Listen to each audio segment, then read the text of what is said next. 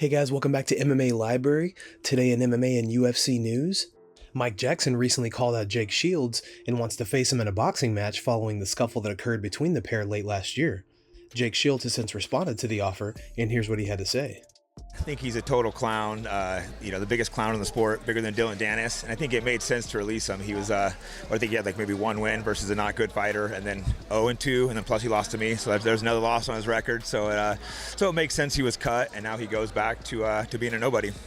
But it looks like he wants to avenge that loss to you by challenging you to a boxing match, or he said gym of your choice. I'm not sure. Yeah, I don't know. He's a weirdo because he hit his trainer up and he said, he's making excuses not to fight me, but he said maybe he'd box me. So I'm like, sure, I'll go box you in the gym. If I'm not gonna do like a pro boxing match with him unless they're paying me really good money. But I'll fight him. I'll fight him in a gym or for free, or if he wants to do an MMA fight, I guess I can hop in there and beat him up. But I don't think we already saw him cry the first time, so that's pretty unlikely. But it looks like challenge accepted, though, right, from you? Oh yeah, of course. I'll fight that. I'll fight that clown anywhere. I was just trying to go beat him up at the gym, but if he wants to fight me somewhere else and get paid, whatever. Javier Mendez recently joined Submission Radio for an interview, and here's what he had to say about Khabib's rumored retirement from MMA. Is it really true? Did Khabib really just retire from MMA completely? Yes. He told me, unlike the last time when he promised his mother that he would retire from competition, I was not aware of it.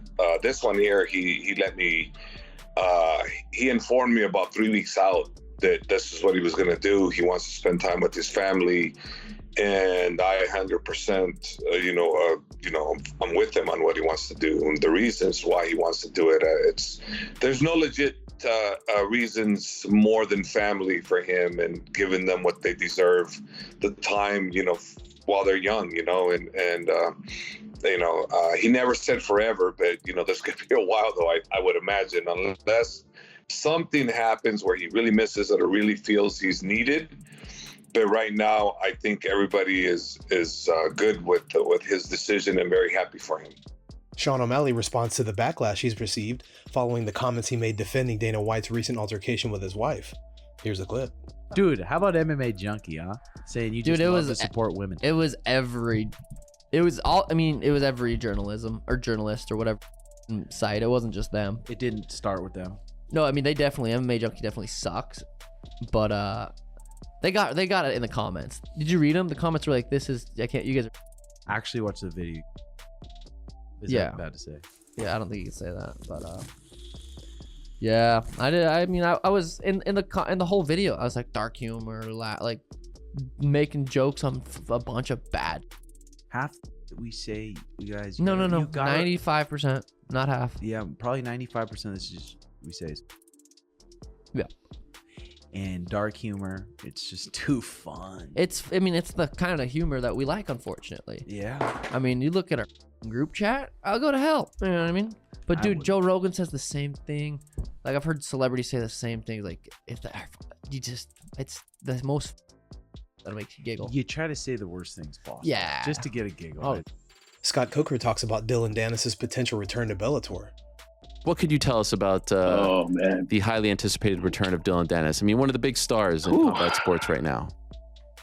I tell you, that's actually pretty funny. But we offered him to fight in London on the show coming up. Yeah, and I guess they accepted and they made a deal and we basically said okay, and so when this thing fell apart, I was really surprised, and he's reached out to me saying, hey, I want to fight.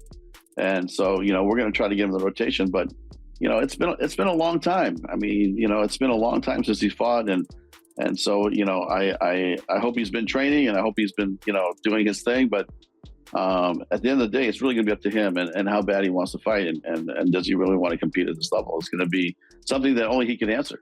Is there ever a point where you're like, I'm not really interested anymore? Go do something else. Go bother someone else. I'll tell you, we have a contract with the guy, and we're going to honor the contract, right? But it's like I said, it's going to be, do you want to really fight? That's really the question for me, to be honest. That's the question. If you want to fight, come back in here. Not that you start from ground zero, but you're gonna be in some tough competition. Test yourself, and then let's see what happens. Undefeated UFC strawweight Tatiana Suarez called out Rose Namajunas in a recent interview with the Schmo. Here's the clip. You've beaten Carla Esparza. Is Rose Namajunas? Are they going to do that fight again? Maybe it's Rose? I think I heard that Rose is maybe going up, right? 125. I heard that, right? I wouldn't mind making that my next fight at 125. If I really, if I'm being honest, I would love that fight at any weight class because I do believe that I could beat her. Like, I do believe that. 100%? Yeah, I believe that 100%. I think I can beat her. I think that my grappling is just so superior to her grappling, and I think I'd make it a nightmare for her in either weight class. I'd be strong at 125 or 115. So let's say this, between the 150-pound weight division, 125-pound weight division, does anybody's grappling impress you in those two weight divisions right now? I don't think, no, not really, no. Rafael Fiziev has revealed in a recent interview that the UFC has promised him a fight against Justin Gaethje at UFC 286 in March. Here's what Fiziev had to say. Well, I don't know if I can. Okay, I'm not officially announcing, but the UFC has promised me a fight in March against Justin Gaethje. The UFC wants this fight, Dana White really wants it, so they told me to get ready, it'll be in March.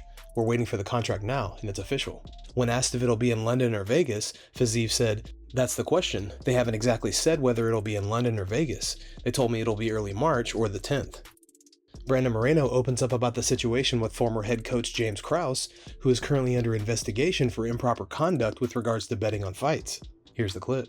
When the news about James came out, you posted something about, like, in the future, hopefully it gets resolved. Are you hopeful you'll be able to work with him? Are you confident this will get resolved, or you're unclear?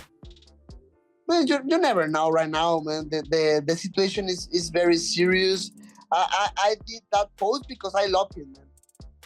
I mean, I love James Krause, and when I need help, he helped me a lot. He opened his home with his family and helped me with the gym, with training. And man, we got the interim title together. So man, I love James Krause. And I say this before, I mean, at the end of the day, if he did that, that was bad, and he will need to pay in the future. But if not, hopefully the lag can put everything in order and clean his name. So man, I just need to wait. It's about time, I think so. Okay, and last thing on this, are you still able to communicate with him or not right now? Like, how's he doing? I mean, for all this thing about the rule, you can like train with him and whatever. I try to be like very careful with that. But man, for example, in Christmas, I just send a message like, "Hey, coach," or like, "Merry Christmas, enjoy with your family, and hopefully I can see you in the future," whatever. Daniel Cormier recently said that if Alexander Volkanovski was to defeat Islam Makhachev at UFC 284, it would be one of the biggest upsets in UFC history. However, Henry Cejudo doesn't agree with DC's comments. Makhachev only has, he hasn't even defended his belt yet. We haven't seen him against Poirier. We haven't seen him against a lot of these guys. Yeah, do I believe he could beat all these guys? 100%. But let's hit the brakes there for a minute, DC. It's probably still premature because, quite honestly, Islam still hasn't fought the best. He hasn't fought some of the tougher guys at the 155-pound weight division. And as much stuff that I talk about Volkanovski, there's one thing that Volkanovski does very well, and that is fight. The man is short, which I do believe, and I do think it'll be problematic a bit for Islam. Do I still think Islam will take him down? Yeah. Do I still think Islam will probably put him in the clinch? 100%. But still, being short is a gift as a short guy, and especially when you know how to use it. Guys, thanks so much for checking out the video. If you like the content we do here on this channel, don't forget to like and subscribe to MMA Library for all the latest MMA and UFC news.